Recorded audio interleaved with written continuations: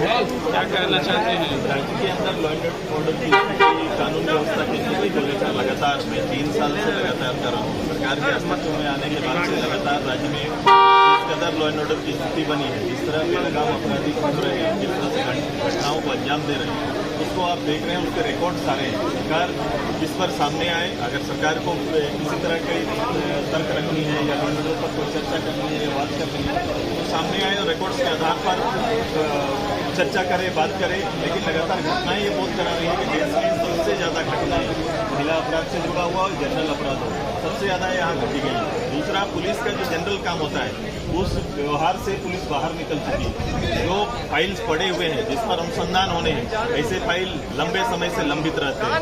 गृह मंत्रालय अपना काम, गृह मंत्रालय के अंदर में बहुत सारे काम होते हैं, ये सारे काम अभी लंबित हैं और सरकारी पदाधिकारी और केवल बड़े वरीय पदाधिकारियों का तबादला और उन्हें भयादो स्थिति करते हुए राज्य के संसाधन को लूटने का, नेतृत्व करने का केवल जवाबदेही दिया गया। 2014 इंडिया है और एक तरफ आप लोग एनडीए हैं, कैसे देख रहे हैं? नया नाम सामने आया है इंडिया। देखो, मैं बड़ा स्पष्ट रूप से देखता हूँ, नया 25 साल पहले एनडीए का गठन हुआ है। मैं अभी दिल्ली भी गया, मैं मीटिंग में था। 25 साल पहले भी जब एनडीए की तैयारी हो रही थी, उस समय भी एक छोटा सहयोगी के रूप में राज्य गठन से पहले मैं उसका सदस्य रहा।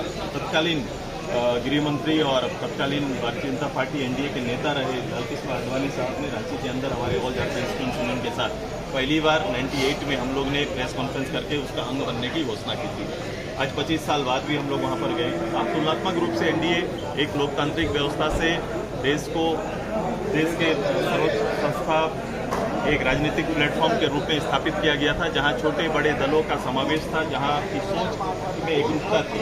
और उसी को आज 25 साल पूरा हो रहे हैं। समय समय पर इसकी मीटिंग, बैठक, राज्य के इश्यूज पर, देश के मुद्दों पर लगातार होते रहा है और इसका नेतृत्व लगातार करते रहे हैं। ये कंटिन्यू है। लेकिन आज देश के अंदर में इसके समांतर रूप से जो गठन हो रहा है, पहले इसके समांतर रूप से यूपीए का गठन हुआ। इंडिया बनाने से पहले यूपीए कहाँ है, सबसे पहले बताना चाहिए कि यूपीए का अस्तित्व का क्या हुआ और क्यों उस नाम से को वंचित कर दिया गया। और जिस समय ये बनाया जा रहा है, जो प्रश्न चिन्ह है और जिस तरह तबके के नेता बन रहे हैं, वो बड़ा प्रश्न चिन्ह है। इसको देश को आगे ले जाने के लिए, देश में एक विचारधारा बनाने के लिए, देश को उसके श्रेष्ठ स्थान पर पहुंचाने का कोई संकल्प नहीं है, बल्कि इसका उद्देश्य मात्र चुनाव है और किसी तरह से चुनाव में पार करना है। और उसके लिए नाम खुद उन्होंने बदला है। मैं तो वही बोलता हूँ कि पुराने ये उसी तरह से है कि नाम वही इंडिया की जगह लोगों ने इंडिया रख दिया। 1932 जैसे विषय या मॉब लिंचिंग का जो भी सब्जेक्ट है, ये सारे सरकार के पॉलिटिकल एजेंडा है। मैं पहले भी कहा हूँ, और पॉलिटिकल एजेंडा जो सरकार का है, उसका कभी वो अंत नहीं करना चाहते, ना समाधान करना चाहते। वो समाधान इसका चाहते नहीं है, इसीलिए वो इस तरह के हथकंडे अपनाते हैं। क्योंकि ये बिल को अगर राज्यपाल महोदय के यहाँ से वापस आए तो तत्काल उसमें तुरंत से समीक्षा करके फिर से इशू किया जा सकता था, और उसमें भी ईमानदारी ये बरती जाती कि स्थानीय नीति, नियोजन नीति या फिर इस तरह विषय को पहले राज्य में लागू करते हुए 9 शेड्यूल के लिए अगर भेजा जाता तो सरकार ईमानदार नजर आती। लेकिन इस पे सरकार को केवल पॉलिटिक्स करना है, राजनीति करना है। अच्छा, आप पिछले दिनों क्या कार्रवाई कर रही है, इसको किस तरीके से? नहीं, ये बहुत बड़ा विषय है। जब हमारे पास ऐसे सूचना के तंत्र हैं या तंत्र खड़ा करने चाहिए जिससे अपराध को रोका जा सके, ऐसा कहना गैर जवाबदेही माना जाएगा।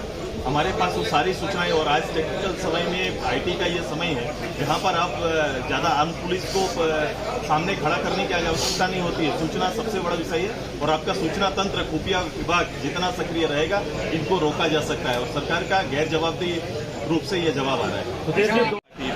तैयारी कर रही है चुनाव को लेकर, समय आएगा हम लोग सामने आएंगे। एनडीए लड़ेगा, और एनडीए लड़ेगा और एक रामगढ़ की तरह लड़ेगा।